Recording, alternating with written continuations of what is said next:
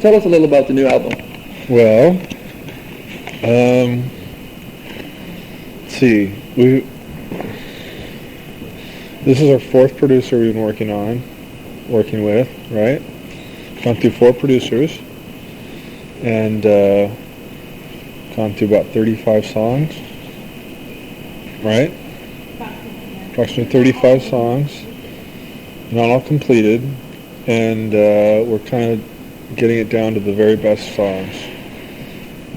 And it's kind of a weird thing that we're doing on this album that we've never done before, where we're changing our style from, used to be ska, and now it's going to be kind of like rave music, but it's going to be more like late 80s rave, a little bit, with that kind of beat.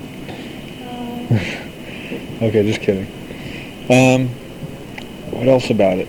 I don't know. It's still kind of sketchy because we don't start recording till Monday, so we don't really know what it's going to sound like.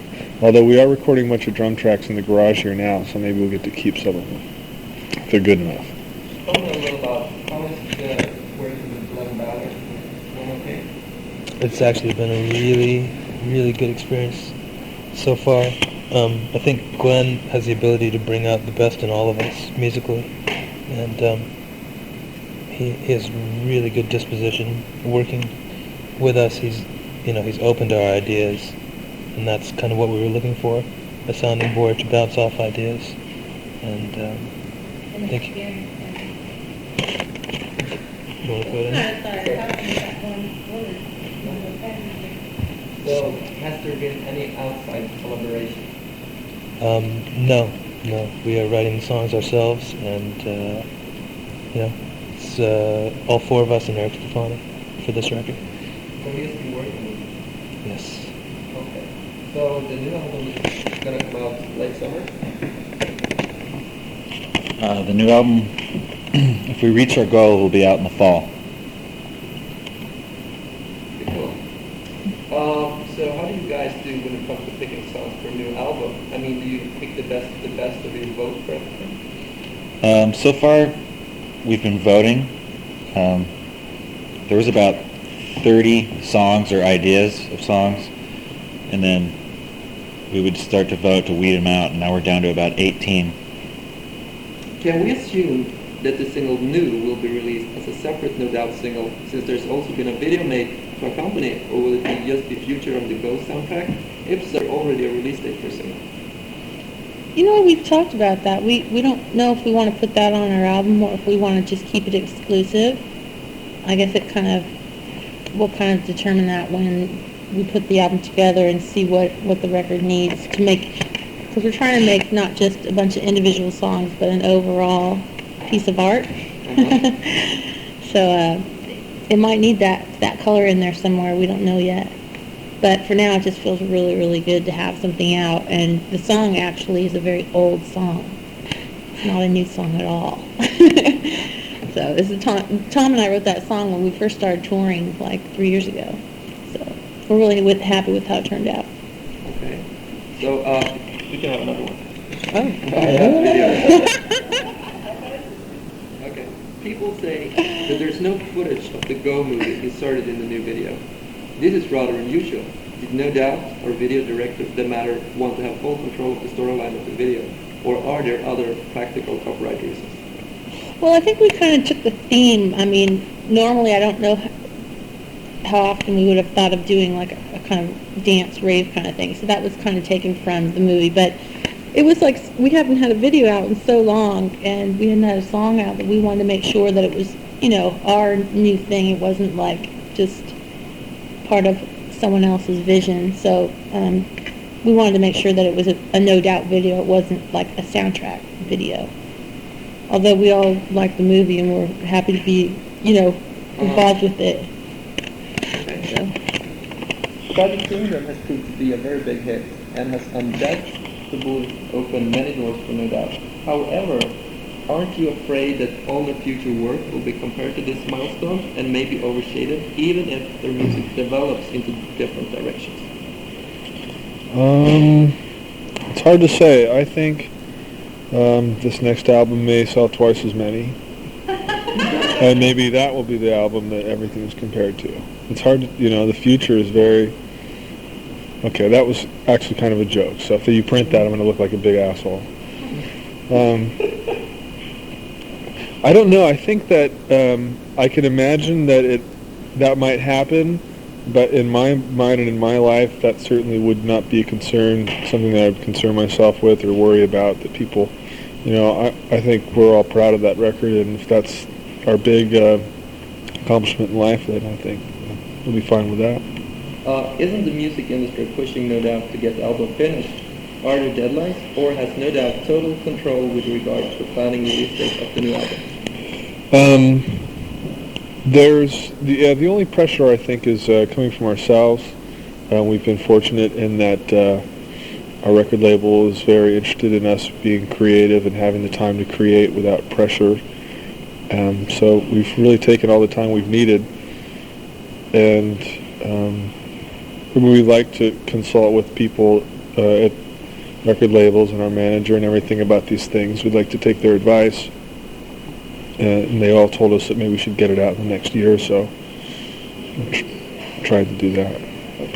No Doubt in any way involved in the marketing strategies that will be developed and deployed to promote the album, or is No Doubt only basically creating aspects of the music? No. That's a good question. So far, we have been concentrating more on the creative side of our band, right? Up till this point, working on the songs, and I think at a certain point we are going to have to concentrate on the marketing strategy for the international marketing strategy for the whole for the record. But for now, concentrating on the music. But yes, we will be involved. The Tragic Kingdom album consisted of a mix of the different musical styles, ska, pop, new wave, rock. May we expect the same stuff here, or has No Doubt developed its own distinct sound? Rumor has it that the new album is quite wavy. Gravy? Wavy. Wait, I thought you said no. I was like, wow, sounds right on. I think it's safe to say that there will be no ska on this record. Whether or not you want to classify our sound as new wave, that might be a little bit of a general classification, but there's a lot of new wave, there's a lot of rock. I think we feel comfortable calling ourselves a rock band, and we'll still all have all those other styles mixed in. There'll still be the reggae vibe, and there'll still be the new wave vibe. So there'll still be some horns. That also, at this point, still remains to be seen. There will be some horns on the record, but I don't think it's going to be as much as we've had in the past. Live performances are undoubtedly one of the strongest points of No Doubt. During the recording of new songs, the band developing some kind of stage act to go with songs? Not yet, but I'm sure we will. We got to record the songs first, and then maybe it'll be easier to come up with some stage ideas after there's some music on tape and something to strive for. Does the band look forward to be touring again? Even if this means to be on the road for months, what would you certainly avoid to do during a new tour based on the previous experience? I think, yeah, for the most part, we're all pretty excited to go out and tour, get in our bunks and go to sleep. I think that we like the best part the best. Second to the stage part, but as far as things to avoid that we learned from last time, I need help with that one. Pace ourselves? Oh yeah, we're going to pace ourselves because we're older and we're a little bit more tender, and I think Tom is no longer going to have sex with animals on. Yeah, I remember that. Swedish television. And so there won't be that kind of traumatic experience happening. But other than that, we're probably going to be pretty similar to last time in some ways, most ways. No Doubt must be aware that their following of dedicated fans worldwide has increased enormously. Are you in any way intimidated by this in some way? Are you making more compromises musically to keep everybody happy, or do you continue to work on your own sound regardless what other may think? I still keep waiting for the day when we are so musically talented that we can write songs to please people on purpose. Like, oh, let's write a song because they might like this kind, but we haven't got to that level yet. Right now we just kind of write, and whatever comes out, it's either good or it's not good enough, so it gets thrown away. And if it's good enough, then we make the best it can be. So I think right now we just take whatever we can get, and I think we're really pushing ourselves to write the best record we can write because we have a lot of experiences behind us from touring and from being able to look at things on either side of the fence. We've never made a record when people knew who we were, really, you know what I mean? Besides our little cult family following. So it is a little bit more pressure, I think, because you want it to be really good, and you feel like after you put so many years into one thing, if it's not good, then what's the point? So we have a lot of pressure to please ourselves. Yeah. Do you feel like in any way intimidated by the sounds, by the, like following, like everywhere you go, you see sounds and stuff? So I think we'll feel so sad the day that people don't recognize us and don't want our autographs and don't care about us anymore, you know. Right now, we're trying to just enjoy it as much as possible. I think we love having people want to hear our music and stuff. Are you crazy? Mm-hmm. That's why we do it. I am, actually. That's yeah, what you keep are. telling me. You are crazy. You know, it popped up everywhere in Europe last time, remember? I remember. You're like, you are crazy. We've talked about possibly doing some concerts in Europe in the late summer festivals, and we're going to name the tour. It's going to be called No Patrick Allowed Tour. Oh, it was a joke. It was a joke. You remember that interview you did on Swedish TV with this guy, Henrik, in Sweden? You were talking about you were having sex with those animals. Me? No, you said, they do, I don't. You said it. And this guy was very nervous, you know. Good. Remember? No, of course. It's so hard to remember I know every so little many interview, songs. Yeah. but like, and plus, like for some reason, like it's like the whole show is a good story. Oh yeah, you said In a like, good way. you said like, you're allowed to say bad words in Sweden, huh? Say some bad words to me, go. Oh, I remember that. Not necessary. That was funny. I apologize for my joke. I was just trying to make a sense of humor. No, it's okay. So, why is it that most No Doubt singles are released in Europe? Isn't there a market for them in the United States? Well, that's all business stuff. And the record labels, from what I understand from reading in magazines, the record labels believe that if they were to release singles in America, people wouldn't buy the CD. And see, the record labels make more money off the whole album than they would off just a single. So this way, by forcing the consumer to buy a whole entire album, you generate more money. So it's just financial. But I don't know why they don't do that in Europe, but I guess it's different cultural. It's album driven, except for R&B. Yeah, Europe is a different, culturally different situation. But you guys can take it back on like B-sides and stuff. Yeah. So like The people, the real fans, I guess, or collectors would buy the info. yeah, that's Yeah. You know what I mean? Like, but over here they just don't release them, but people just buy out. I don't know, it's different. Like, I wouldn't buy a single if someone, I would buy a whole album. If I buy a single, you buy the whole record. But over there, I guess people they don't trust. You want everything. They just want to just have the one song. Maybe, I don't know. Yeah. Tom, you said something about festivals planned. It's like, are we talking about Roskilde Festival? Well, we don't know yet, but we were talking about that would be a good one. Yeah, we'd like to go and do it if in the summertime in Europe there, if our schedule permits. You know, if everything works out just right, that's I think what we'd like to do. But you know, it's nothing confirmed, and we haven't booked anything at all. So that would probably be the start of the tour. Probably so. If it happens. Yeah. Is No Doubt contemplating to make a second live concert video with Sophie Muller in Europe or United States? We haven't given it much thought yet. I think if this is just me guessing here, but if this album is successful, you know, it might be fun to do again. You know, but if we're just like slumming around in little empty clubs, then probably not. What has been the biggest misconception to date about No Doubt? Has the band or some of the band members ever been misrepresented in some way by the media and press? Wow, that's a good one. I think if people think that there's any weirdness or bitterness that we portrayed in the Don't Speak video, that was actually done for... I mean, there was some truth to that in the past. We were going through some stressful times on tour, but for the most part, that was something that we chose to exaggerate and depict in the video to give the video a theme. And it was a catharsis for us, and we're past that point now. I think we're probably closer than we've ever been before, creatively and as friends.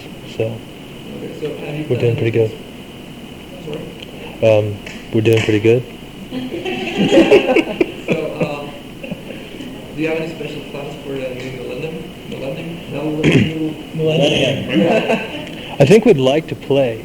Are you talking about that night, or are you talking about the year 2000? That night, I think we all really want to play. We want to play somewhere really special. We haven't decided where, and that will all depend on where we're going to be, touring-wise, and how we feel and all that kind of stuff. But we're excited about that. We're planning on playing a show that night, yes.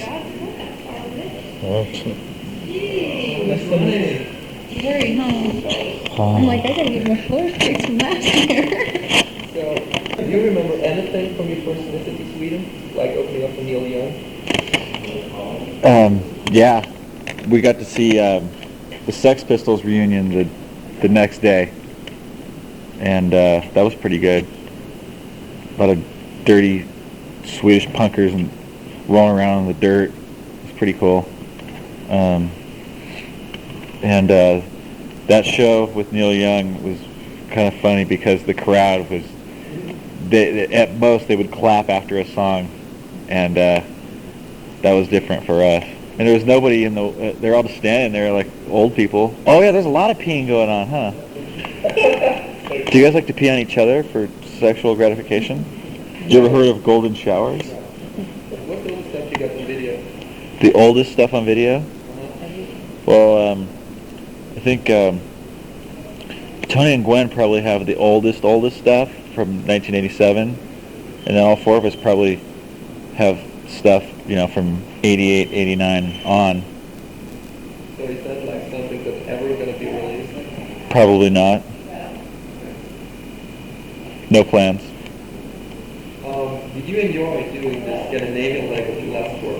Or did it just turn out on the touring schedule that you would do so many shows there? I mean, like 3 shows in Sweden?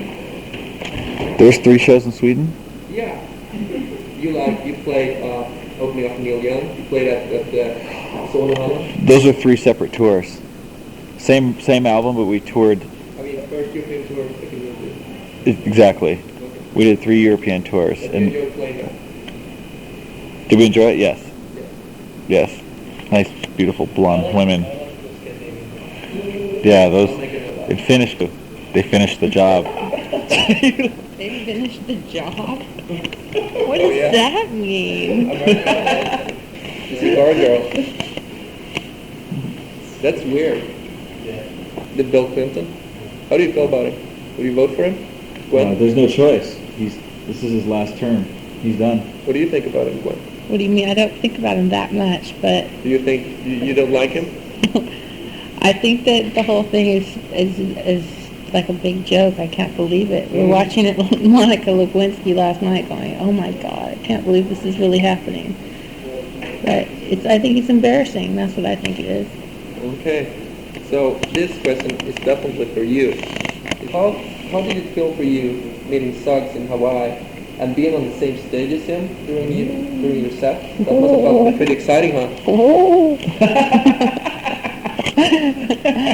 It was actually the whole thing was a beautiful time because my whole entire family came, and not only am I a huge Suggs fan, but my entire family was into Madness growing up, which is really weird, I know, but so we were all there together, and it was fun because we all had the same backstage dressing room, so it was like everyone's friends and families and Madness and all their friends and families, and it was just like one big huge party in Hawaii. It was really fun and very, very exciting and emotional too.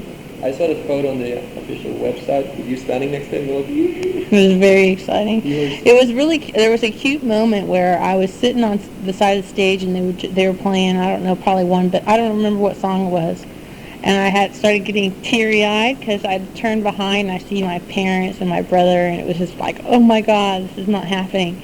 And then next thing I know, this little 13-year-old girl comes running up to me, and she was crying, like really crying. And she's like, oh, no doubt, you know. And I was crying because I was watching Madness, and she was crying because came up to me, and it was a really emotional time. And I hugged her, and we hugged each other. Oh, that's great. Okay. Let's talk a little about your producer situation. First you had Matthew Wilder. Then you decided not to work with him. Then you were about to have Michael Beinhorn, but then changed to Glenn Ballards. Why all those changes? Well, I think that when we started working with Matthew, it was we weren't really ready to go into the studio, and we just got together with him to just kind of work on some songs, and it was so early on that we were still trying to find ourselves and kind of find our new sound and find our new songs. So I think we just felt like we needed a little more of a, what do you call it, change, something just a little different to kind of spark our creativity. And you know, Matthew's an amazing producer, and obviously he did an amazing job on our last record and stuff, but it just felt like we needed to step out and kind of stretch a little bit for our own selves.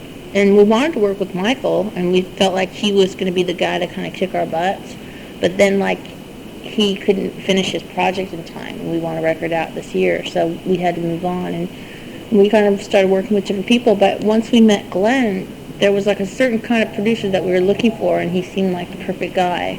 And it's been amazing because he's really been he's making us be more No Doubt than we've ever tried to be. Do you know what I mean? He's pulled us back into being self-confident because we were second-guessing ourselves a little too much, I think. Mm-hmm. And he's like this really experienced kind of musical dictionary sitting in the room going, that's okay, you can do that. And we're like, okay, you know. So it's been a really, really positive experience. Well, thank you very much for doing this. It's our pleasure. It's been great, you know.